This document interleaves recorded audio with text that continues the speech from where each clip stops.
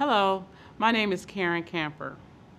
I am the House Democratic leader, and I am proud to represent the 87th District and the people of Memphis, Tennessee in the General Assembly.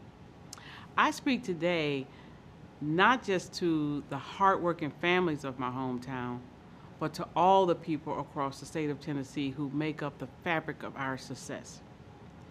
My colleagues and I in the Democratic Party want to honor the sacrifices you make on behalf of your families. We are ready to roll up our sleeves and get to work on passing laws that live up to the example that you, the people, show us every day. We are working on behalf of the parents, grandparents, children, and extended families that show up for each other through the thick and thin, no matter the cost. We are working for the teachers and school administrators, the doctors and nurses, the first responders, and everyone else who lays it on the line in service of the greater good. Your government can and must do better. We will accept no less than what you're owed, a government that works for you, on your behalf, and for the betterment of all lives. I cannot go further without first taking a moment to mourn the death of Tyree Nichols, a son and father, a photographer and skateboarder, a black man whose life had value and is now gone too soon at the hands of police. The shock waves of this brutal and senseless murder has jolted our community, our state, and the entire nation. I wish I could say that this is an isolated incident, the misdeeds of a few bad apples. I wish I could say it will never happen again, but we all know this isn't true. Now, we're not powerless. It's not destiny. We can prevent future tragedies, but we must first summon the courage to admit that law can only do so much. It's the very culture inside of our police departments that needs to change. So I call on Governor Bill Lee and my Republican colleagues to join us in our efforts to end police brutality. Let us show the nation that we can work together and serve justice for Tyree Nichols and all victims of police brutality. Police work and public safety is not an easy job, but high moral standards and accountability must win every day, from inside out, from officers on the street to judges on the bench. We owe it to our citizens and every honorable officer who is willing to run towards danger to be vigilant and commit to getting this right. On Monday, we hope Governor Lee will tell us more about the long overdue investment in our roads and highways. If he proposes an equitable plan that replaces our crumbling roads and bridges with resilient infrastructure, and if he makes an honest effort to improve transportation in our communities, we stand ready to work with him. Cities like Memphis and Nashville, Knoxville and Chattanooga, Murfreesboro and Clarksville. These are world-class cities and great places to live and raise a family. Let's make sure our cities have the resources and freedom they deserve to develop their metro areas into communities, not hampered by congestion, but bustling with movement and opportunity. This isn't about roadside photo ops and ribbon cuttings. This is about acknowledging the rapid growth in parts of our state and planning for our future. We fail the next generation if we pass up this opportunity to invest in long-term regional solutions, like commuter rail, and revitalize public transportation. The governor's push for choice lanes may be good for a few, but our goal is to get every family, worker, and small business owner where they want to go without losing their day in a traffic jam. All we need are leaders who are willing to put in the work. The money is there. Thanks to President Joe Biden's leadership, Tennessee is flushed with cash. In addition to building roads, we have billions of federal dollars to upgrade our ports and airports, extend broadband internet to every corner of our state, to help transition our economy to cleaner energy, and to repair water lines and reduce flooding.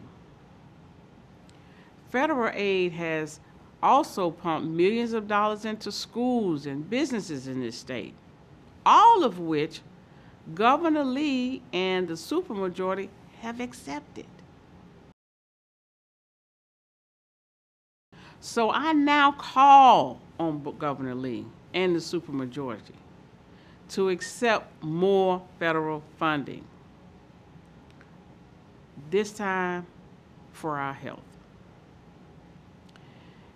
If they're willing to accept billions of dollars to improve our drive to work, we should have no problem accepting money to improve our health care. We should expand TennCare, and we should do it now. Every person who works should have health coverage, especially if it's not offered to them through their jobs. Families should not have to rely on internet fundraisers to pay for the care that they need. A cancer diagnosis should put families in front of doctors, not a bankruptcy court.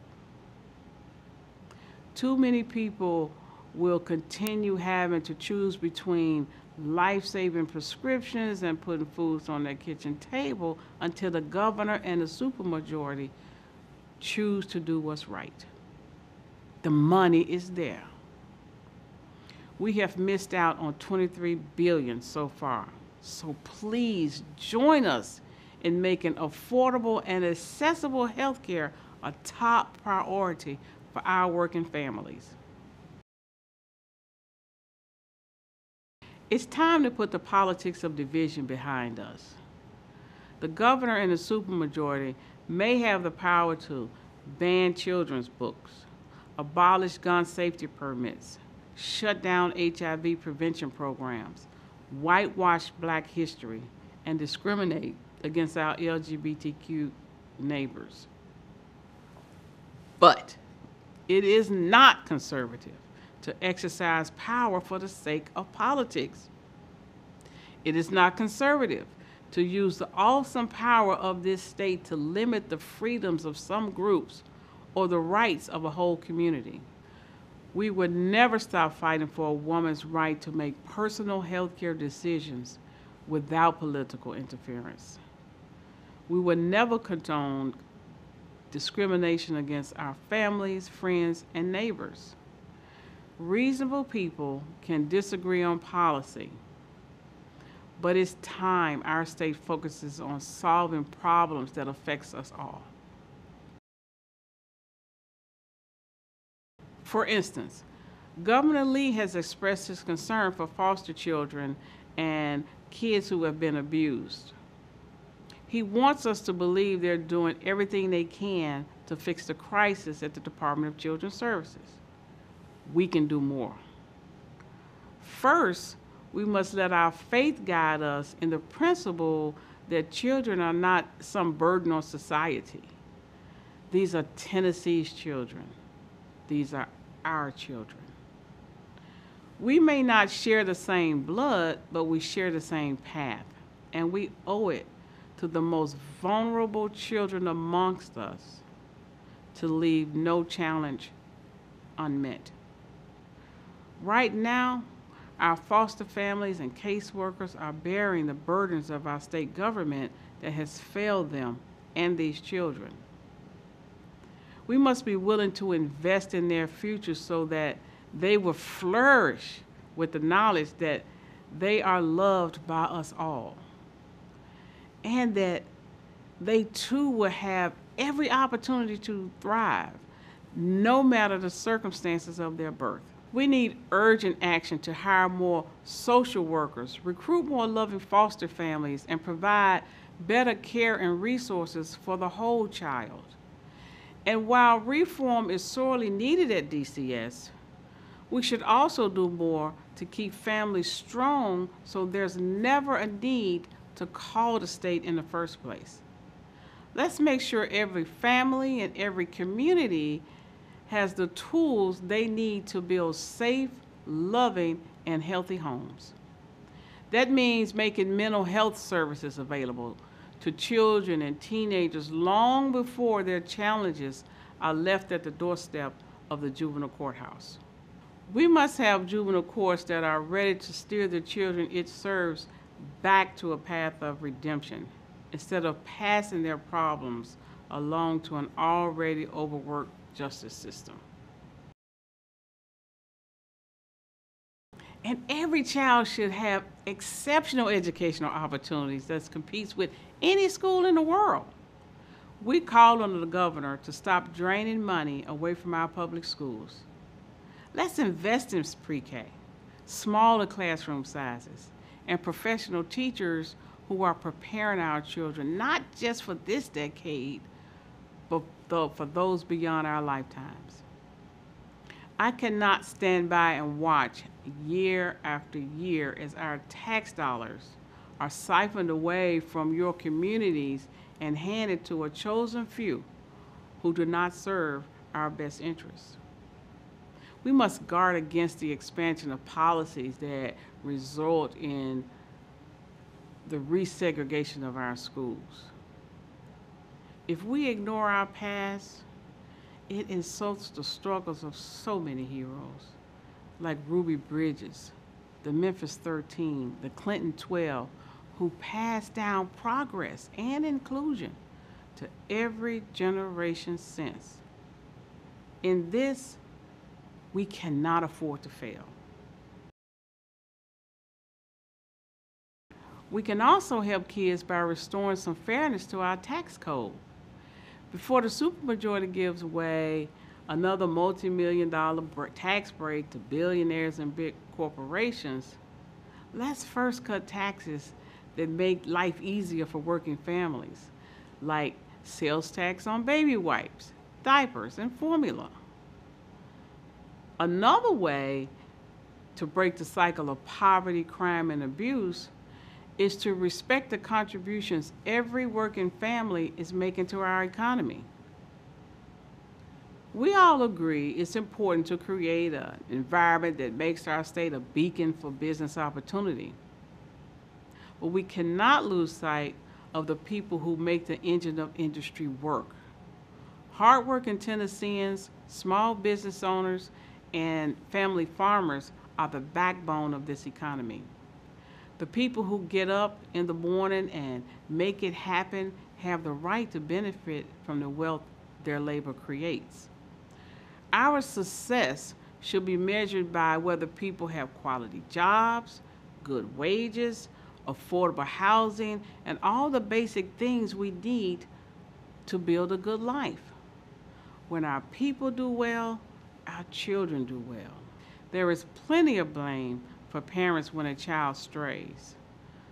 But where were we when those same working parents needed us? We are failing them by not providing adequate access to childcare. We too often look the other way in their hour of need. There are many ways we can better serve our children and families, and we ask the governor to join us in finding solutions to real problems. For if we cannot do this for the least among us, working families and the middle class, whom do we truly serve? We owe it not to ourselves, but to the world we will one day leave behind, to make every effort to deliver on the promises of our forefathers. A government that works for the people, that meets them where they are and walks beside them towards the future that they have worked for and they deserve. I invite Governor Lee to join us in this noble cause, to work for everyone and to seize our destiny by living up to the volunteer spirit we hold so dear. God bless you and keep you safe, and may God bless the state of Tennessee.